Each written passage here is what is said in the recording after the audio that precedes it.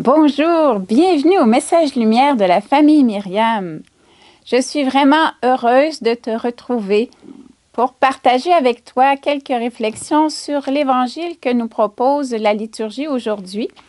Alors, on achève la lecture de l'Évangile de Matthieu, parce qu'à partir de lundi prochain, dans la lecture des messes quotidiennes, alors on va prendre l'Évangile de Luc.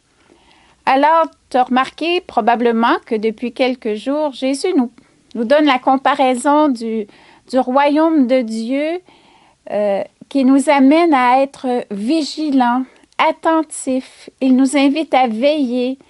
Vous ne savez ni le jour ni l'heure où le Seigneur viendra.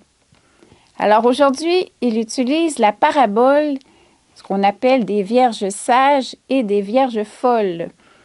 C'est dans Matthieu au chapitre 25, au tout début. Alors, j'ai prié pour toi en pensant à ce message depuis quelques jours. Puis je me disais, il faut, quand on prie l'Évangile, quand on lit la parole et qu'on la prie, c'est pour qu'elle change quelque chose dans ma vie. Parce que c'est beau l'Évangile, c'est un bel idéal, mais quand le Seigneur me la met devant moi, me la propose, il veut que ma vie en soit transformée. Alors, j'ai essayé de l'écouter comme une disciple. Puis je me disais, bon, le Seigneur se compare à un époux qui s'en vient. Et il m'invite à me préparer moi aussi. Alors, les vierges sages avaient de l'huile en réserve, alors que les autres on dit qu'elles étaient insouciantes, insensées. Alors, je me suis dit, dans ma vie de tous les jours, le Seigneur vient à ma rencontre. À travers les événements, les personnes, est-ce que je le reconnais? Là, je me disais, la lampe, c'est ce qui permet de voir, la lumière. Qu'est-ce qui me permet de voir le Seigneur dans mon quotidien, quand il vient à ma rencontre? Bien, c'est mon regard de foi.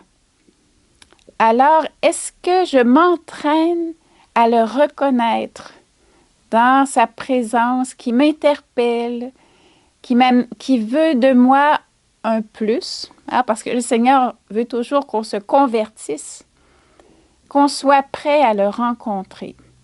Donc, il ne veut pas que je sois préoccupée, insouciant, c'est comme vivre comme je vis ce que j'ai à vivre, mais sans trop penser au but, au royaume, là où je m'en vais.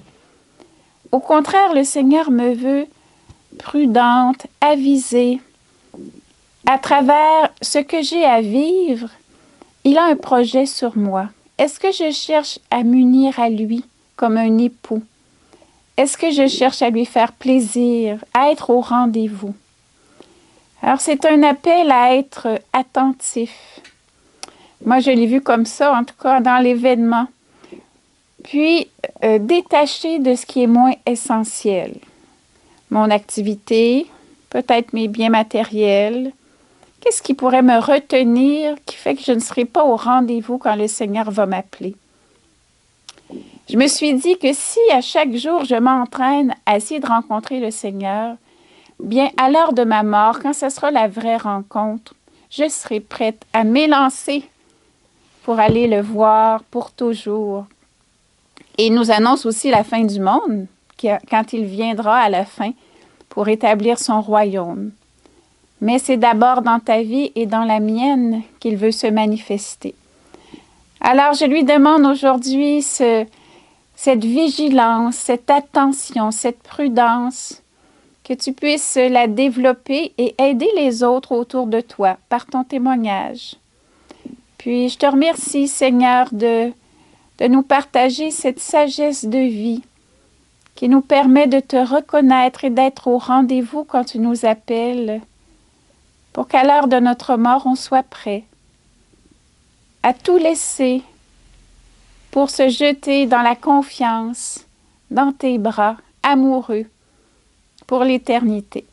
Amen. Bonne journée à toi. Au revoir. À bientôt.